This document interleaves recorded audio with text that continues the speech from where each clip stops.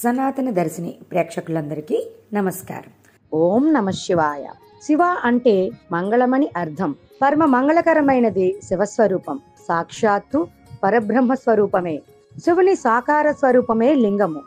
లింగము అంటే చిహ్నం అని అర్థం. సగుణోపాసన నుండి నిర్గుణోపాసన వైపు మరల్చడానికి చేసే ఆకార నిరాకార రూపం శివలింగం. ఆ లింగం ఉద్భవించిన రోజే మహాశివరాత్రి. ఆ పరమశివుని అనుగ్రహం పొందడానికి మనం జరుపుకునే ముఖ్యమైన పండుగ మహాశివరాత్రి. ఒక మాసానికి కృష్ణ చతుర్దశి ఎలాంటిదో సంవత్సరానికి మాఘమాసం అటువంటిది. ప్రతి మాసము వచ్చే కృష్ణ చతుర్దశిని మాస శివరాత్రి అంటాం. అయితే మాఘమాసంలో వచ్చే కృష్ణ చతుర్దశిని మహాశివరాత్రిగా శాస్త్రాలు నిర్దేశించాయి. సంవత్సరమంతా శివపూజ చేయటం వలన ఏ ఫలాన్ని పొందుతామో అంతటి ఫలాన్ని శివరాత్రి నాడు శివార్చన వలన మనం పొందగలం. ఈ శివరాత్రి రోజున లింగోద్భవం ఎలా జరిగిందో మనం ఇప్పుడు తెలుసుకుందాం. ఒకప్పుడు ప్రళయకాలంలో బ్రహ్మ విష్ణువులిద్దరూ నేను గొప్పవాడిని అంటే నేనే గొప్పవాడిని అంటూ యుద్ధానికి దిగారు. ఆ సమయంలో వారిరువురు అస్త్రాలతో ప్రయోగిస్తారు. దాంతో భయపడిన దేవతలు శివుడిని శరణు వేడగా వారి ఇరువురి మధ్యలో ఒక అగ్నిస్తంభ రూపంలో ఆవిర్భవిస్తాడు. దాంతో వారిరువురు ఆశ్చర్యచకితులై ఆ స్తంభం యొక్క ఆది అంతాన్ని కనుగొనడానికి వెళ్ళారు. విష్ణువు అంతము కనుగొనడానికి వరాహ రూపుడై, బ్రహ్మ ఆదిని కనుగొనడానికి హంస రూపంలో వెళతారు. అయితే విష్ణువు ఎంత దూరం పోయినప్పటికీ అంతము తెలియకపోవడం వల్ల వెనుకకు తిరిగి బయలుదేరిన భాగానికి వస్తాడు. బ్రహ్మకు పైకి వెళ్లే సమయంలో మార్గమధ్యంలో కామధేనువు క్రిందకు దిగుతూను ఒక మొగలి పువ్వు కింద పడుతూనూ కనిపించాయి.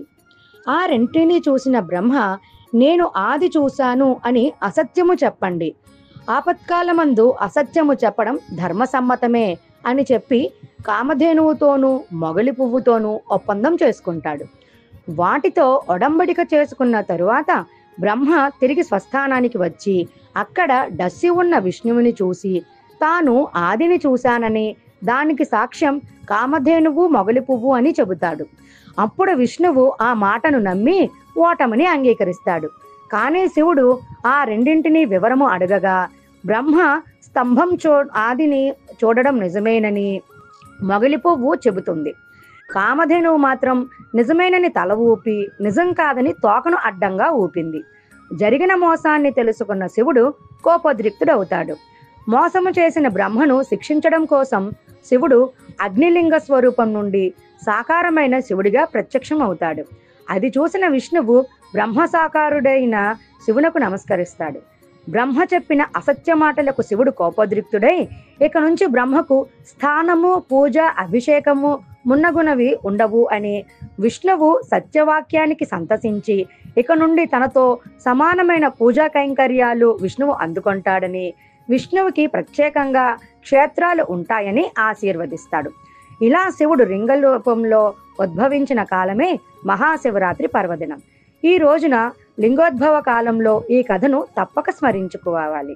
ఓం స్వస్తి. మన ఛానల్ను లైక్ చేయండి, షేర్ చేయండి, సబ్స్క్రైబ్ చేయండి. అందరికీ ధన్యవాదాలు.